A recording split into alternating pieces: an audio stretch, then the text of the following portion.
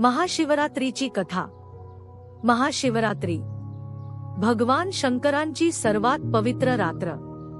ही केवळ उपवासाची नाही, तर अहंकाराचा त्याग आणि आत्मजागृतीची रात्र आहे. समुद्रमंथनाची कथा.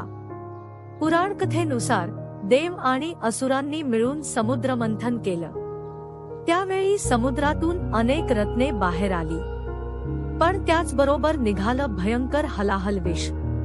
हे विष संपूर्ण सृष्टी नष्ट करू शकत होतं. शिवांचा त्याग. संपूर्ण सृष्टी वाचवण्यासाठी भगवान शिव पुढे आले. त्यांनी ते विष प्राशन केलं, पण सृष्टीचा नाश होऊ नये म्हणून ते विष कंठातच रोखून ठेवलं. म्हणूनच भगवान शिव नीलकंठ म्हणून ओळखले गेले. महाशिवरात्रीचे महत्त्व. ही घटना ज्या रात्री घडली तीच रात्र म्हणजे महाशिवरात्री.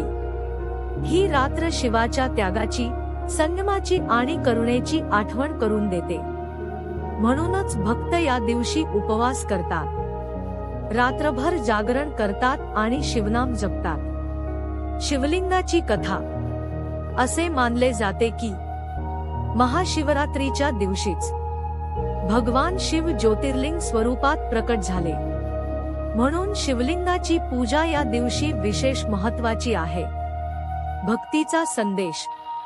महाशिवरात्री आपल्याला शिकवते, क्रोधावर संयम ठेवा, अहंकाराचा त्याग करा आणि सत्याच्या मार्गावर चालत राहा. हेच शिवत्व आहे. शिव म्हणजे संहार नाही, शिव म्हणजे परिवर्तन. आणि महाशिवरात्री म्हणजे नवीन जीवनाची सुरुवात. हर हर महादेव.